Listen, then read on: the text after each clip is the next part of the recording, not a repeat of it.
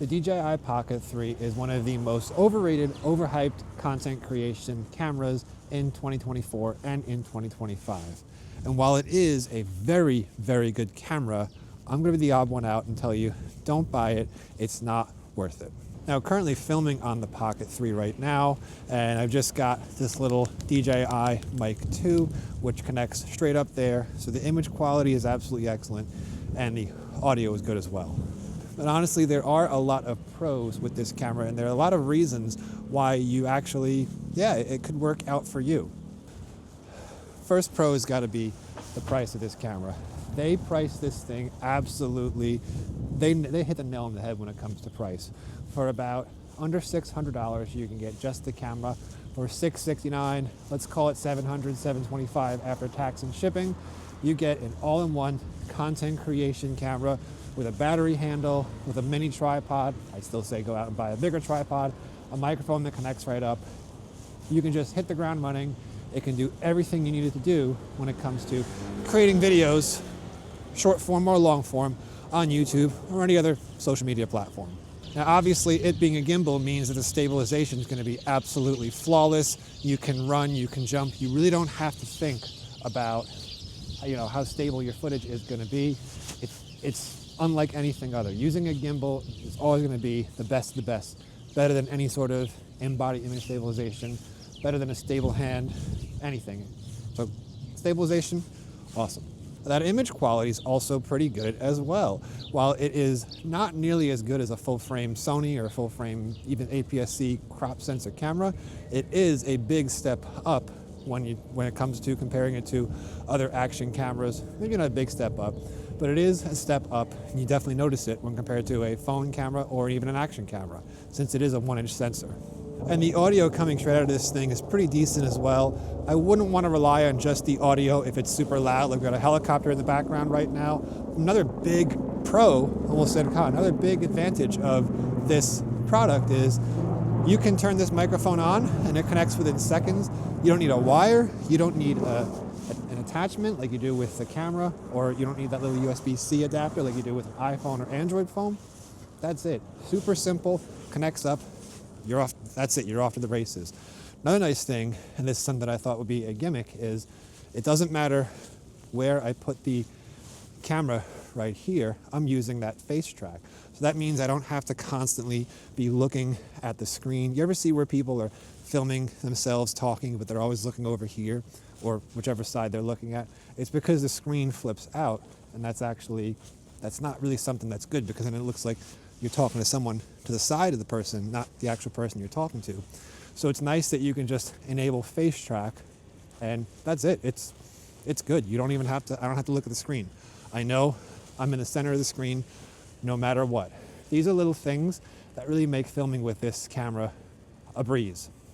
Something else that's really nice about this camera is, since it comes with a small tripod, or you even just very easily put a small handle, it is super intuitive, super easy to just take the camera, plop it down on a ledge, no issues at all. Whereas if you're using a phone, you're always going to have to lean it against something, and if you're using a big camera, you have to connect out a much bigger, much heavier, more sturdy, more heavy-duty tripod. So it is really nice that tripod, it just makes things, whoopsies. See, no face track. It just makes things really easy, really intuitive when it comes to just being a solo content creator or getting different types of shots. I personally, what I don't like, I'll show you, finding ledges. I don't want people to come out and say, what are you doing on my ledge? 1 second. But when I leave it on, here you go, we'll do it right here. We'll do it when no one can see me. I personally don't care for propping the camera down and having it follow it around. I find it a bit more of a gimmick. It doesn't really look very cinematic, whereas if you just leave it without the face track and you can move around the frame, but it's a static locked off shot, this is what I like, and this is what, to me, looks a little bit more cinematic. But it's definitely nice that you have the options and you can do whichever way you want. It'll work for you. Now that I've hyped this thing up like crazy, you might be asking, well, what do you mean by don't go out and get it? Well, there are a lot of cons with this camera. We'll talk about those right now. First con is going to be, it is very unnatural and very unintuitive feeling when you're doing anything other than this right now, pointing the camera at you and just vlogging, walking and talking, going down the street. So if you want to turn it around, number one, you have to hit the button on the screen.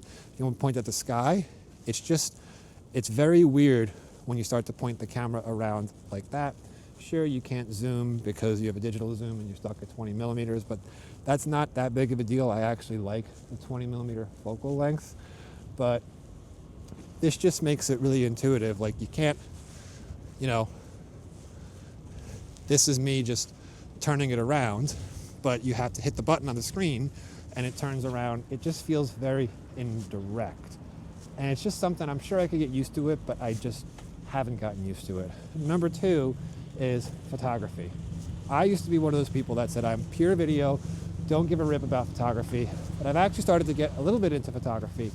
And photography with this camera is pretty much, I'd rather just use my phone than use this camera.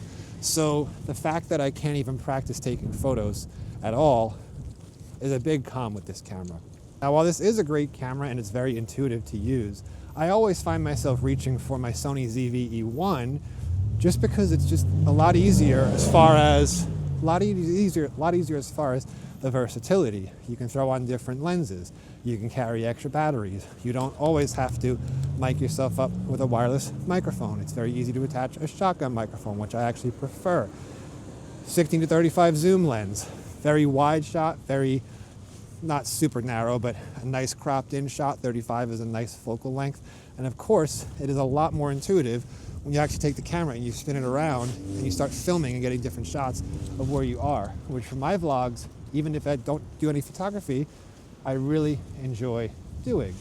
So all these things, while this is a great camera, all these reasons, just the fact that it's not a real traditional camera that you could actually sit there and hold with two hands and very easily show scenes and get a variety of different shots as you can with even honestly a point and shoot camera like an older Sony ZV-1.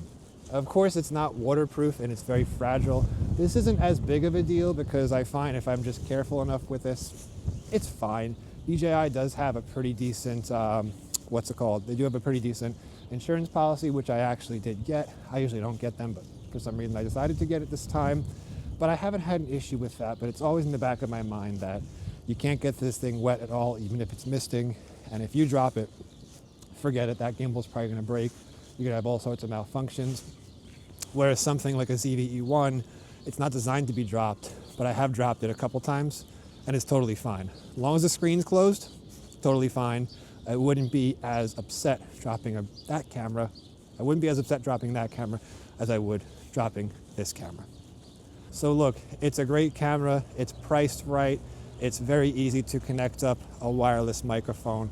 Super lightweight, super minimal, super convenient. A lot of good things. You want to buy the camera, go ahead. But if it were me, if I had to start all over, this would be the last camera that I would buy. I would honestly prefer to just have a Sony ZV-E10, second generation, not the first generation, since you're going to be a lot cheaper than going out and buying a full frame setup like the E1. You're also going to get a lot of those benefits of having an interchangeable lens camera while still getting decent enough stabilization. We don't need to have amazing gimbal-like stabilization. It's nice to have a little bit of that camera shake, keeps things, the imperfections. If you're like me, I find beauty in imperfections a lot of times. And you can get a ZV-E10 Mark II with a nice vlogging lens for probably altogether under $1,500. Whereas a ZV-E1 with a vlogging lens, you're pushing $3,000. It's a lot, I'll be honest. So you could buy a couple of these, but again, it's cost per use. Every single time, especially lately, I want to go out and film something. I think about taking this, but then I say, you know what? I'd rather just take my E1. I'd rather just take the full frame camera. Yeah, it's more expensive. Yeah, it's heavier. It's just easier. All right, we have to cross the street. So yeah, little rant about this camera. It's a great camera. I like what DJI is doing. They make quality products. But if I had to let go of one camera, this would probably be the one. I much prefer my full frame cameras to get the better image quality and the more versatile microphones. You can attach more different microphones, I should say, like shotguns, not just wireless mics. And honestly, if I'm looking for a super convenience, I'm just gonna use this thing right here in my pocket.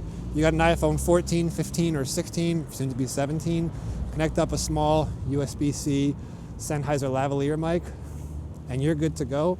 But the pro of that is it's gonna be decently weather resistant. I dropped my phone in the shower before, and wrap that thing in the case, it's gonna be a lot more drop proof and waterproof than something like this, which is honestly pretty delicate.